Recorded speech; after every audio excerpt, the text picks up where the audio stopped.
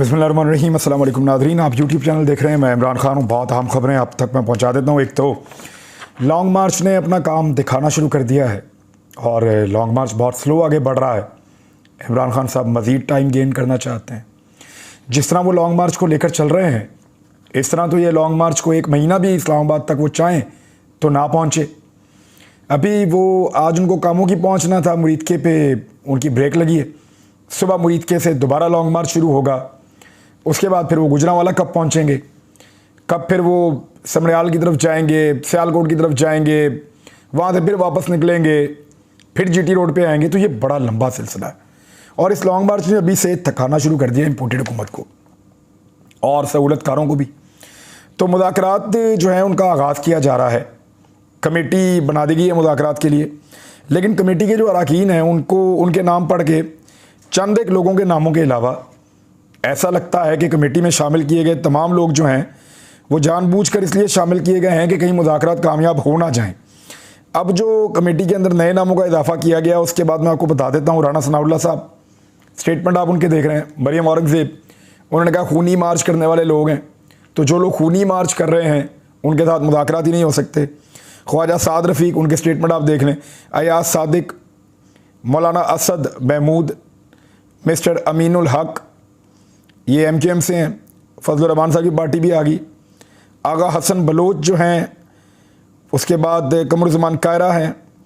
सरदार खालिद मक्सी, ये मक्सी साहब बलूचिस्तान अवामी पार्टी के हैं। और इसके बाद आ जाते हैं मियाँ इफ्तिखार ANP से। फिर मिस्टर हनीफ अब्बासी। अब हनीफ अब्बासी साहब को आप जानते हैं, मुश्किल हो जाएगा उनकी मौजूदगी में मुज़ाकरात, लेकिन जब मुज़ाकरात कामयाब करवाने वाले करवाना चाहें तो हो भी जाते हैं। तारक फजल चौधरी साहब, ये बड़े पॉजिटिव आदमी हैं, इनका होना ज़रा बेहतर लग रहा है, लेकिन नहीं, ये तारक फजल चौधरी साहब नहीं है, ये तारक बशीर चीमा साहब हैं। चौधरी साहब भी हैं और तारक बशीर चीमा साहब भी हैं। तो तारक बशीर चीमा साहब ने जिस तरह के अल्फाज इमरान खान साहब के बारे में बोले हुए हैं, वो इमरान खान साहब तो इन मुज़ाकरात में नहीं बैठ रहे। परवेज़ इलाही साहब ने कहा है कि इमरान खान साहब इन मुज़ाकरात का हिस्सा नहीं होंगे। वज़ीर आला पंजाब ने यह भी कहा कि इमरान खान साहब जो हैं वो मुज़ाकरात का हिस्सा तो नहीं होंगे, लेकिन लॉन्ग मार्च का ये फ़ायदा हो रहा है और लॉन्ग मार्च की सूरत में ये कामयाबी की किरण मिली है और अब इलेक्शन की तारीख पर बातचीत हो रही है।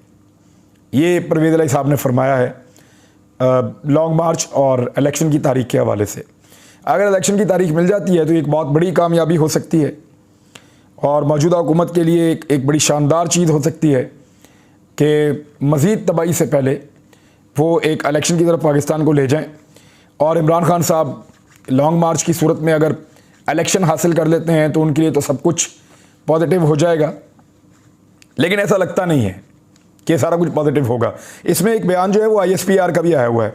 और एक खबर और भी है कि गिरफ़्तार कर लिया गया है मज़ारी साहब को। डिप्टी स्पीकर थे पुराने दोस्त मज़ारी, पंजाब असम्बली में बड़ी इन्होंने आदत चुकी हुई थी और अब एंटी करप्शन पंजाब ने इनको गिरफ़्तार कर लिया है।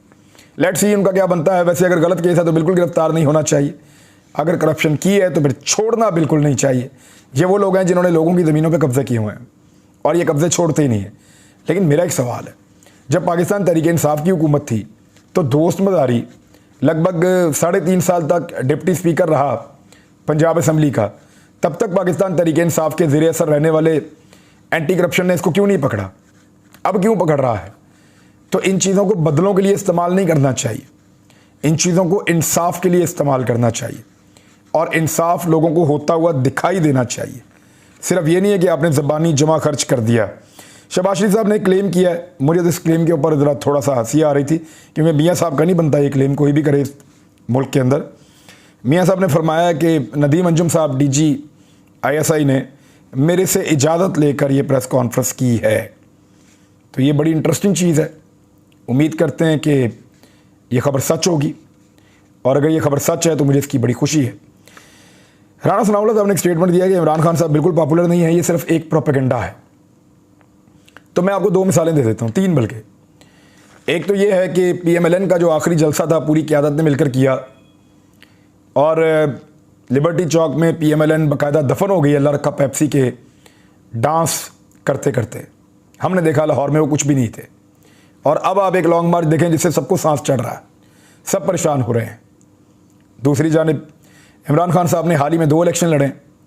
एक उनकी जमात ने 75% इलेक्शन पंजाब के अंदर जीता है, शदीद तरीन धांधली के बावजूद, अपोजिशन में होने के बावजूद 75% सीटें वो जीत गए हैं, यानी 3/4 सीटें उन्होंने जीती हैं। और PMLN और PDM की सारी जमातें मिलकर भी 20% जीत सकी, एक सीट कोई और जीत गया। इसी तरह इमरान खान साहब ने अभी खुद जब इलेक्शन लड़ा है तो उनका अपना रिजल्ट भी लगभग 80% के करीब आया है, सिर्फ एक सीट वो हारे हैं, बाकी सारी सीटें वो जीत गए हैं। तो पॉपुलैरिटी का अंदाज़ा आप यहाँ से लगा लें। एक और चीज़ बता दूँ, राणा सनाउल्लाह साहब जो हैं वो एक दिन पहले एक ट्विटर स्पेस में थे, वहाँ वो अपनी ऑडियंस से खिताब कर रहे थे। बहुत बड़ी तादाद में PTI के लोग भी सुनने के लिए गए हुए थे। तो उनकी जो मैक्सिमम तादाद मैंने नोट की थी वो लगभग 2400 थी। राणा सनाउल्लाह साहब मकबूलियत का मवाजना कर रहे हैं इमरान खान साहब की। 2400 लोग सिर्फ ट्विटर पे राणा सनाउल्लाह को सुन रहे थे। और इमरान खान साहब वो शख्सियत हैं जिनके बारे में राणा सनाउल्लाह साहब बात कर रहे हैं, जिन्होंने ट्विटर स्पेस का वर्ल्ड रिकॉर्ड बनाया कि दुनिया में कभी भी कोई ट्विटर स्पेस के ऊपर इतने लोगों को इकट्ठा नहीं कर सका जितना इमरान खान साहब ने किया है। 2 बड़ी इंपॉर्टेंट खबरें हैं, ये जरा मैं आपके सामने रख दूं और ये बहुत ज़रूरी है। एक तो मेजर गौरव आर्या और इंडियन मीडिया। मुझे अच्छी तरह याद है जब हमारे बड़े अच्छे ताल्लुकात हुआ करते थे और हम जो है वो रजीम चेंज ऑपरेशन से पहले मामला जो हैं वो क्योंकि इंडिया के होते थे, अफ़गानिस्तान के होते थे, तो इन मामलात के ऊपर इस्टेब्लिशमेंट का और मीडिया का, पाकिस्तान के सारे मीडिया का एक ही जैसा मौक़िफ़ है। तो मेजर गौरव आर्या जो है उसके बारे में इस्टेब्लिशमेंट के बड़े तगड़े तगड़े लोग हमें इसकी वीडियो भेजते थे और कहते थे इसको खान साहब जवाब ज़रूर देना है और इसको मुंह तोड़ जवाब देना है। हम उसको जवाब देते थे। मेरी बहुत सारी वीडियोस पड़ी हुई हैं, मेजर गौरव आर्या को बार बार जवाब दिया, उसकी वीडियोस पड़ी हुई हैं। तो वो गुजारिश करते थे, वैसे भी मैंने जवाब देना ही होता था, तो ज़्यादातर यही होता था कि मैं कह देता था कि जी हमने तो पहले ही वीडियो कर ली इसके ऊपर और थोड़ी देर में अपलोड हो जाएगी। तो ये मेजर गौरव आर्या बहुत सैर लगता था पाकिस्तान की इस्टेब्लिशमेंट को, पाकिस्तान के ताकतवर लोगों को। लेकिन आजकल ये मेजर गौरव आर्या क्योंकि इमरान खान के ख़िलाफ़ वीडियोज़ बना रहा है, इंडियन मीडिया हमेशा वो वीडियो बनाता है जो नवाज़ शरीफ साहब को सूट करती है। मैंने ये नोट किया है। देखें ना, अब मरीम नवाज़ के दामाद का जो पावर हाउस आ रहा है, जो मशीनरी आ रही है, प्लांट आ रहा है, वो कहाँ से आ रहा है? इंडिया से आ रहा है। उसका ग्रिड भी लगवा रहे हैं शहबाज शरीफ साहब, बल्कि लगवा दिया होगा अब तक। तो आधा प्लांट आ गया, आधा प्लांट रह गया, वो इंडिया से आ रहा है। तो इससे आप अंदाज़ा कीजिए कि कितने करीबी ताल्लुकात इंडिया के साथ शरीफ ख़ानदान के हैं। यहाँ से जाते हैं, कश्मीरियों के नहीं मिलते, यहाँ से जाकर मुलाकात किससे करते हैं? हुर्रियत रहनुमाओं से नहीं करते, मुलाकात करते हैं जंदल से, मुलाकात करते हैं कारोबारी मित्तल से, उनकी फैमिली से, हुक्मरानों से इंडिया के, उनसे मुलाकात करते हैं। तो जब भी इंडियन मीडिया बोलता है या गौरव आर्या जैसे लोग बोलते हैं तो वो मियाँ साहब को सूट करती हैं ज़्यादातर चीज़ें, ज़्यादातर फ़ौज को टारगेट करता है।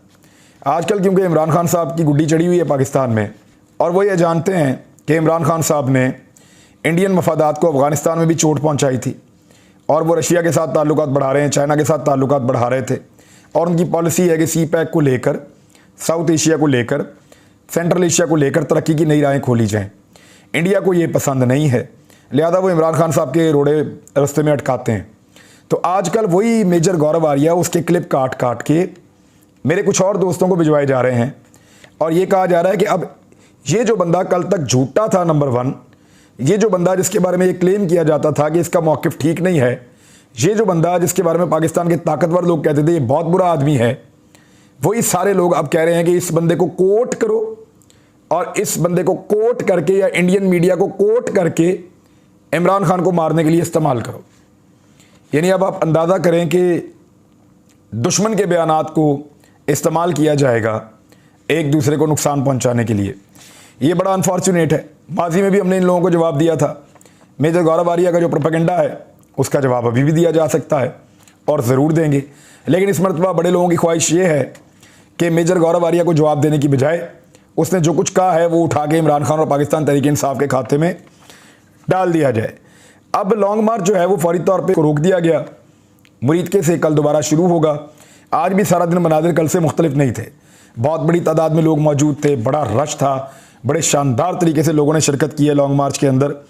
और सुबह दोबारा ही शुरू हो जाएगा। इमरान खान साहब ने आज कुछ मुतालबात किए हैं, बीबीसी को इंटरव्यू भी दिया है और बीबीसी वाला इंटरव्यू जो है वो मैं अगले व्लॉग में बताऊंगा क्योंकि वो बहुत इंपॉर्टेंट है। उसमें बड़ी अहम चीज़ें हैं जो इमरान खान साहब ने डिस्कस की हैं। लेकिन इमरान खान साहब ने आज 2 मुतालबात किए हैं, एक चीफ जस्टिस ऑफ पाकिस्तान से और एक chief of the army staff general Qamar Javed Bajwa से। बाजवा साहब को उन्होंने कहा कि बाजवा साहब, आपने बिलावल भुट्टो जरदारी के कहने के ऊपर कराची का सेक्टर कमांडर तब्दील कर दिया था और अब एक सेनेटर हैं, बुजुर्ग हैं, उनके कपड़े उतारे गए हैं और वो भी अब ये कह रहे हैं कि बड़ी सख्त ज़्यादती हुई है, तो फौरी तौर पे इस्लामाबाद में जो 2 ऑफिसर्स जिनके वो नाम ले रहे हैं उनको ओहदों से हटाया जाए और जो कार्रवाई है फिर वो की जाए। तो इमरान खान साहब ने ये मुतालबा सामने रखा है कि ब्रिगेडियर फ़हीम और मेजर जनरल फैसल, इन दोनों को हटाया जाए और इनके ऊपर इंक्वायरी की जाए। और ये आर्मी चीफ से ही मुतालबा बनता था, तो आर्मी चीफ से उन्होंने मुतालबा कर दिया है।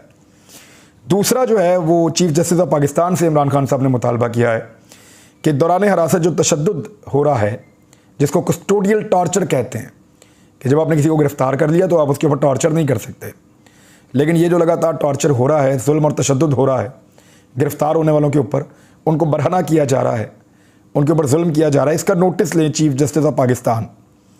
तो ये इमरान खान साहब ने 2 लोगों से मुतालबात किए हैं। एक खबर आज और जो बहुत बड़ी चली है वो खबर है अली अमीन गंडापुर के हवाले से। एक ऑडियो ब्रेक की गई, अली अमीन गंडापुर किसी को कह रहे हैं जी बंदे तैयार हैं, बंदूकें तैयार हैं, इस्लामाबाद की जो बाउंड्री है उसके पास हम लोगों ने जो है वो इकट्ठे होना है और वहाँ पे जगह मौजूद हैं और ये वो इस तरह की वो बातें कर रहे हैं। जो लोग अली अमीन गंडापुर को जानते हैं उसको इस बात का आइडिया है कि वो किस तरह के नेचर के लोग हैं और वहाँ पे बहुत सारे लोग और इसी नेचर के हैं। अली अमीन गंडापुर साहब से जब उनका मौक़िफ़ लिया गया तो वो तो बड़ा साफ कह रहे हैं, वो कह रहे हैं जी मेरे हथियार जो हैं वो सारे के सारे हमारे लाइसेंस वाले हैं और उन्होंने उसी कॉल के अंदर हथियारों के साथ लाइसेंस का भी पूछा है। लेकिन ये कौन है जो ये सारी ऑडियोज़ जो है वो कलेक्ट कर रहा है? एजेंसियां कर रही हैं ना, पाकिस्तान की एजेंसियां ये ऑडियोज़ रिकॉर्ड कर रही हैं, यानी वो ये जानना चाहते हैं कि इस वक्त पाकिस्तान तहरीक-ए-इंसाफ का मौक़िफ़ क्या है और वो किस तरफ मामले को लेकर जाना चाहते हैं। अब इन सारी चीज़ों के अंदर फिर सियासत के लिए पाकिस्तान के इदारों को बार बार इस्तेमाल किया जाता है। अब अली अमीन गंडापुर के पास अगर वेपन है तो ये तो पठानों की शान है कि उनके पास हथियार होता है। ना सिर्फ हथियार होता है बल्कि हथियार बड़ी अच्छी चीज़ है, ये तो शान है। और दूसरी बात ये तो सुन्नत भी है कि हथियार आप अपने पास रखें। मैंने बड़े फ़ख्र से अपने पास हथियार रखे हुए हैं और हथियार आपको तहफ़्फ़ुज़ भी देता है, आपकी हिफाजत भी करता है। यही है ना वो पठान। जब भी पाकिस्तान की किसी दुश्मन के साथ लड़ाई हुई तो सबसे पहले पाक फ़ौज के शाना बशाना जो लोग आकर खड़े हो जाते हैं अपने हथियार लेकर, वो यही पठान होते हैं, गयूर पठान। तो इन लोगों को आप हथियार को लेकर या इनके पास हथियार की मौजूदगी को लेकर आप इनको टारगेट नहीं कर सकते। इनका हथियार जुल्म के ख़िलाफ़ उठता है और अपने तहफ़्फ़ुज़ के लिए उठता है और कभी अनारकी नहीं फैलाता। और ये माशाल्लाह जरगे के अंदर अपने मामलात को हल करते हैं, बड़े पुरअमन हैं, बड़े गयूर हैं पाकिस्तान के पश्तून।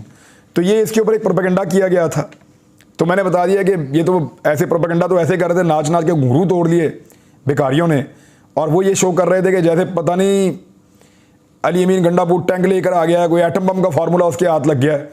और बंदूकें हैं, सबके पास हैं, हर बंदे के पास होती है बंदूक, और लोग जो है वो उन बंदूकों को जो है वो अपनी हिफाजत के लिए इस्तेमाल भी करते हैं। और इमरान खान साहब की हिफाजत जो है वो इस वक्त सबकी प्रायोरिटी भी है और होनी भी चाहिए। अब ये लॉन्ग मार्च गले पड़ रहा है, इससे पहले सब चाहते हैं कि कोई मसला हल हो जाए। लेट्स सी गुजरांवाला तक मसला हल होता है या गुजरांवाला क्रॉस करेगा, क्योंकि इमरान खान साहब अभी एक एक शहर को लेकर जा रहे हैं, फिर अगले शहर में जाते हैं तो पिछला शहर वापस चला जाता है घर अपने, लेकिन जब इस्लामाबाद जाएंगे तो सारे शहर इकट्ठे हो जाएंगे। सोचो तब क्या होगा। अब तक के लिए इतना ही, अपना ख्याल रखिएगा, अपने इस चैनल का भी। अल्लाह हाफिज़।